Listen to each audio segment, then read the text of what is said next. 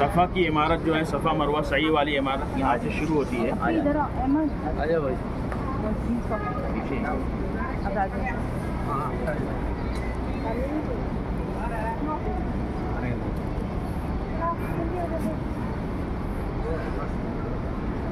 तो सफ़ा की इमारत यहाँ से शुरू हो रही है।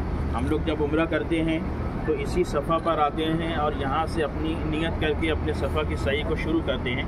सफ़ा से चलते हम लोग मरवा जाते हैं। तो मरवा वहाँ भी पहाड़ी का कुछ हिस्सा आप लोग वहाँ देखते होंगे, वहाँ पर है। इसी तरह ये सफ़ा के ऊपर, तो सफ़ा ये कोई अलग से पहाड़ नहीं था। इसी जो पीछे जो पहाड़ रहा है जबल अबू कुबैस, उसी की एक चोटी थी।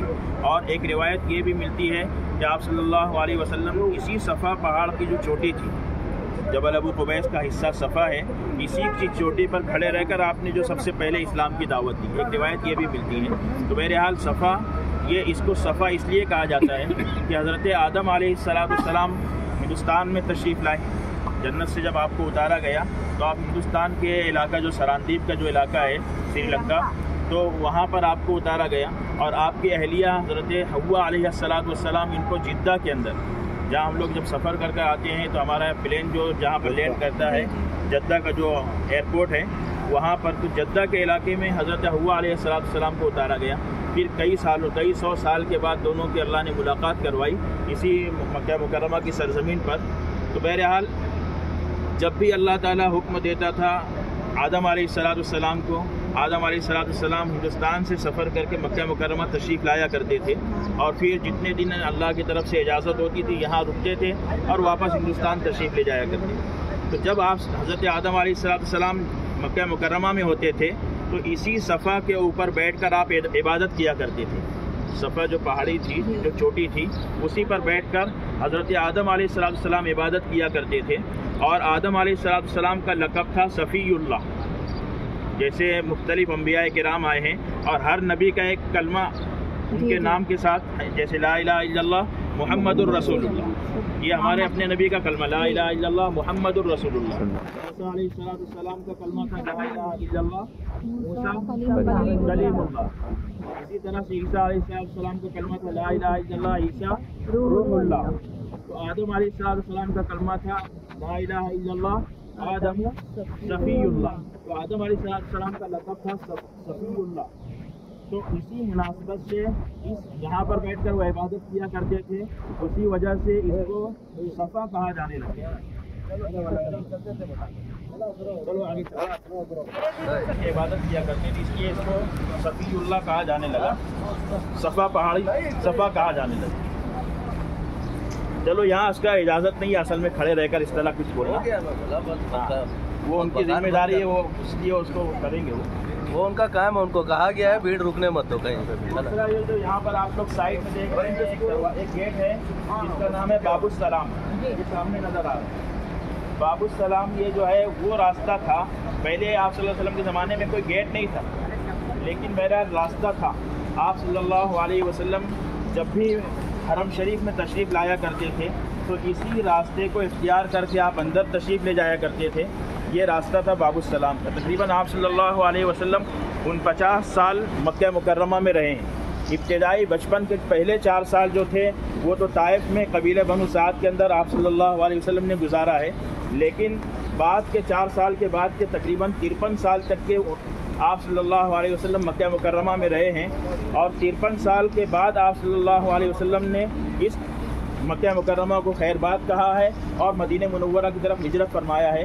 तो 49 साल जो आप सल्लल्लाहु अलैहि वसल्लम इस जगह रहे हैं, वो सामने जो पीली इमारत आपको नज़र आ रही है वो आप सल्लल्लाहु अलैहि वसल्लम का मकान था।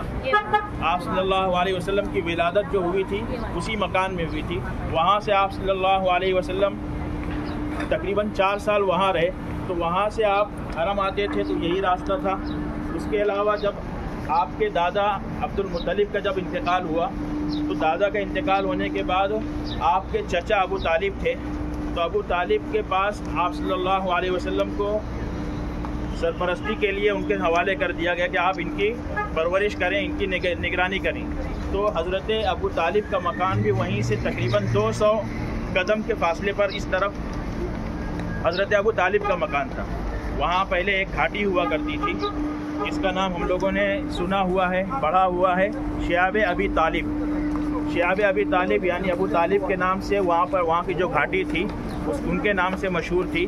آپ صلی اللہ علیہ وسلم اور آپ صلی اللہ علیہ وسلم کے پورے خاندان والوں کو جو مکہ مکرمہ والوں نے جو بائیکاٹ کیا ہے تو ان کو اسی گھاٹی کے اندر نظر بند کر دیا گیا تھا اور لوگوں میں اعلان کر دیا گیا تھا کہ ان لوگوں سے کوئی ویوار، کوئی معاملہ ان سے نہ مت کرو، ان سے لین دین، ان سے بات چیت کچھ نہیں کرنا ہے۔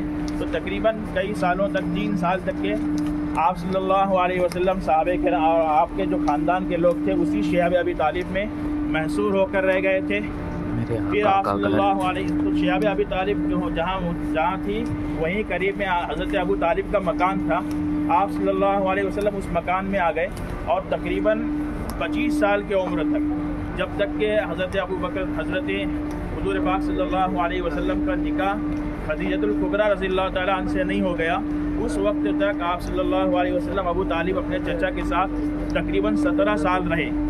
تو وہاں سے بھی جب بھی آپ بیت اللہ آتے تھے، حرم شریف آتے تھے، تو اسی باب السلام کے راستے کے ذریعے سے ہی آپ حرم آیا اور جایا کرتے تھے۔ بعد میں 25 سال کی عمر میں حضرت ابو طالب نے آپ صلی اللہ علیہ وسلم کا نکاح خدیجۃ الکبریٰ رضی اللہ تعالیٰ عنہ سے کر دیا۔ آپ صلی اللہ علیہ وسلم نکاح ہو جانے کے بعد حضرت خدیجۃ الکبریٰ کے مکان میں رہنے لگ گئے تھے۔ حضرت خدیجۃ الکبریٰ کا مکان بھی اسی میدان میں تھا۔ آپ صلی اللہ علیہ وسلم ہجرت تک یعنی تقریباً 53 سال تک آپ صلی اللہ علیہ وسلم اسی حضرت خدیجۃ الکبریٰ رضی اللہ تعالیٰ عنہ کے مکان میں رہتے رہے اور پھر وہاں سے ہجرت ہوئی اور آپ صلی اللہ علیہ وسلم مدینہ منورہ تشریف لے گئے۔